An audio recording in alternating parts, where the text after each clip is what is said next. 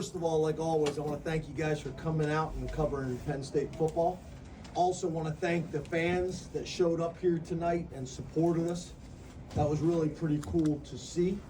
I guess a couple things that jump out to me right away. Just a gutsy win on the road against a team that's really trending in a real positive direction.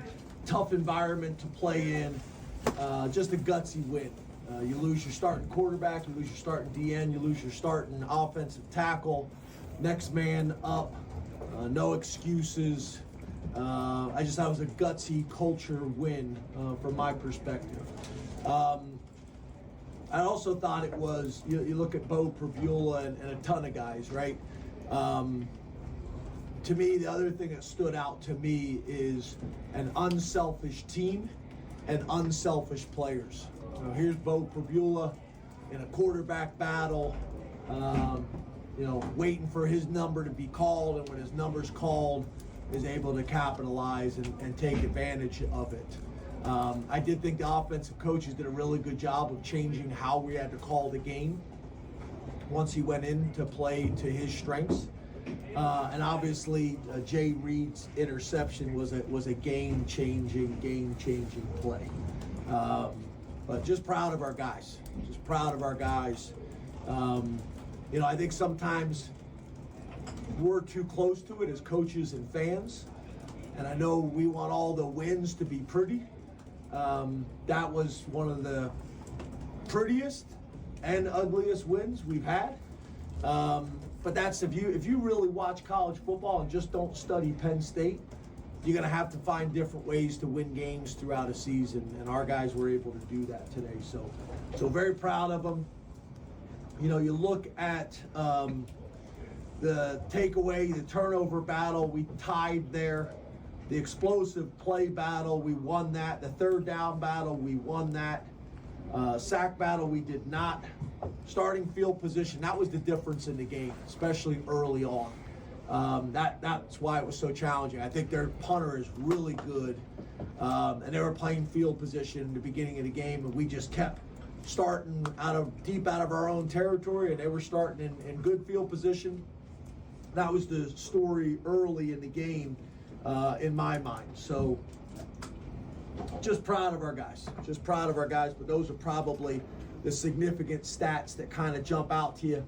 Khalil Dinkins continues to make plays when he gets opportunities. That was cool. And then our defense, not only are they playing really well, but then specifically third quarter defense continues to be just a tremendous strength. So just proud of our guys, and open it up to questions. Neil and then Pickle. Let me say one more thing I forgot to say. We do going into this game, the two most important stats outside of the ones that we talk about all the time, which is obviously explosive plays and turnovers. The two most important stats in this game was winning the rushing battle and winning the third down battle, and we were not in the first half. And in the second half, that swung, and that's when the game really changed. But if you study Wisconsin, that was a critical stat in the game, and we were able to do some things in the second half to swing that in our favor and take over the game. Neil and Pickle. James, was it kind of precautionary with Drew? Could he have gone back in if needed?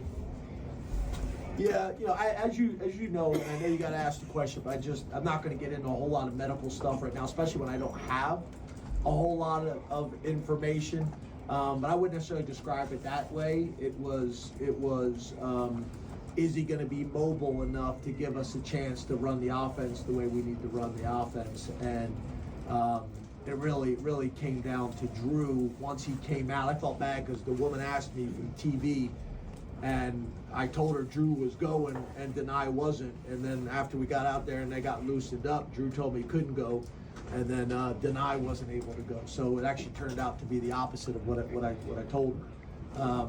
But no, I asked him to be very, very honest with me, and he just didn't feel like he was going to be able to move well enough to go. And even like at the end of the half there, you saw, even throwing, was challenging.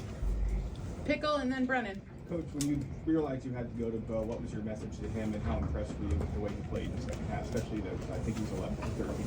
Yeah, I have a ton of confidence in Bo. He's a character kid from a character family, very talented. Some of his talents are different than what Drew's are, so I think that's one of the things I think it's really important as a staff and as an offensive coordinator. You gotta be committed to call the game differently. And that's easier said than done, right? And we have enough diversity within our offensive scheme to play to strengths. And, that's the stuff that I try to do is as a reminder. Andy obviously is an experienced coordinator, but remind him we've got to call the game now based on Bo's strengths. And I thought we did that, So Bo is a character kid, character family. Comes from a great high school program. He's universally respected in our locker room from his teammates and coaches. Not surprised one bit. Not surprised one bit that he was able to manufacture yards and points for us when we needed it most. Brennan, then Max. James, to follow up, I know you're not surprised, but what does it mean in Bo's development to go out and perform the way he did in a competitive game? Confidence is one thing, but seeing him do it is... Yeah, I think that's a good point. He's played some significant time in the past, which I think is obviously always really valuable. But in this type of environment, on the road, where I think at the point we were losing, those things are significant. They're significant for his development. I think they're significant for our team's development. You talk about college football and the amount of games that we're playing now. Depth across the board at every position is really important. So not only did we expand the college football schedule, but then we're also doing it in the transfer portal era. So those two things really, conflict each other. They go against each other, if that's the right way to say it. So that development of your roster and having character guys like that is more important than it's ever been, and I think it's more challenging than it's ever been. Max and Sauber. James, right here. Drew, after he went out, was right next to Danny the whole time. Looked like he was helping Bo on the iPads as well. I know he was early to that celebration on the pick six. What was his presence like on the sideline, despite not being in the game? Talking about Drew? Yeah. Yeah, I think that's the important thing. Again, that goes back to that unselfishness, right? Like Drew, you're a leader for us, and although you're not having the role that you imagined having, we need you. And how you carry yourself, how you conduct yourself, how you interact with your teammates, how you help Bo, all that is going to be critical. We're not going to be able to do this without you. So, really, really cool to see. But that was something we discussed in the locker room even before going out. Sauber, then Andrew. James, how did you feel like Bo's running ability opened things up for Katron and Nick in the second half too? Yeah, we've talked about that in the past, right? Like end of games last year where Bo would go in and a lot of people would be talking about how the running game, even inside zone, would open up a little bit more. I just think his threat, although Drew's doing a really nice job of it, his threat is different on the backside. And it forces the defense in the running game to defend the entire field. And it opens up seams. A lot of times it's even just playing without the ball. You come off that fake and you burst out of it, and that holds the DN, and that holds the outside linebacker, and that holds the backside safety, and it creates opportunities for bigger runs. Two more. We'll go Clay, then Todd. Coach, Jay Reed's pick six. Offense played a lot better after that pick six. Do you feel the lead it gave you guys maybe a little bit of comfort when trying to get that offense in the rhythm? Yeah, I'm not sure about that. I thought you were going to say we should play him on offense and do like that. Good. I'm not sure about that. I mean, I think the point you're making is momentum, and I don't know if it necessarily was the lead. I would say it's probably more momentum. Momentum is a real thing, and I think that was a big play in the game to swing the momentum. And I think from that point on, we were really able to take control of the game. specifically on offense and defense. Last question, Todd. Coach, I want to ask you about Nick and his receiving ability out of the backfield. He scored a big touchdown against USC, obviously in overtime, and then the first one tonight, a great catch. When their teams are trying to take away Tyler, how big a weapon is Nick out of the backfield? Great to see some matchup issues. Yeah, it's probably the area he's improved the most. It's probably the area he's improved the most in his time at Penn State is as a receiver. I mean, that was a one-handed catch, a tough catch, and he's a matchup problem. People are going to play. If people are going to play man coverage and you got him matched up on a linebacker, that's going to be challenging. So I think we can use him in that role even more and continue to expand on it. But that's big for us, and that's big for Nick and his development as well. Thank you, Coach.